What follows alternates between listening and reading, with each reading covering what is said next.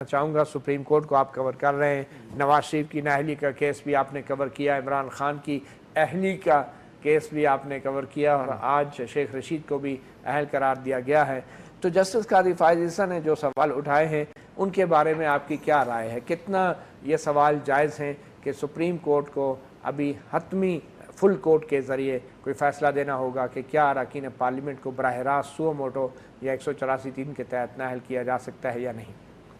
शुक्रिया मतीउल्लाह जान साहब। बेसिकली सादा कि जो कानूनी तौर पे जो आप कहें कि जी जी एक नज़ीर बनी,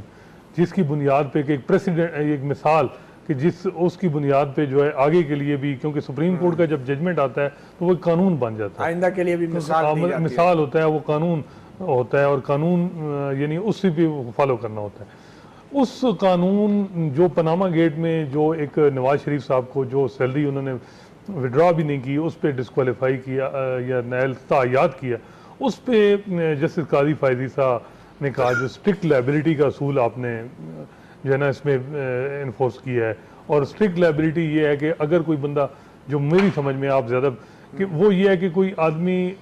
गलती से भी कोई चीज़ कर जाए तो, लेकिन अगर वो गलती मतलब वो ये है कि ओमिशन या वो कोई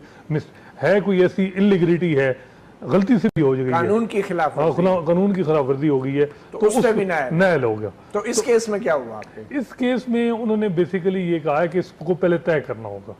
कि स्ट्रिक्ट लायबिलिटी क्या, इसका जो 7 सवाल उन्होंने दिए हैं, उन्होंने कहा कि इनको पहले प्रॉपर इन पे डिसीजन आ जाए, फिर शेख रशीद साहब। तो एक चीज वाज़ेह है कि कादी फायज़ ईसा ने शेख रशीद को नाअहल नहीं किया और कहा है कि इसके ऊपर फुल कोर्ट जो है बैठे, बिल्कुल ना, और अहल भी नहीं करार दिया और नाअहल भी नहीं। मगर एक बात जो उन्होंने की कि क्या नाअहली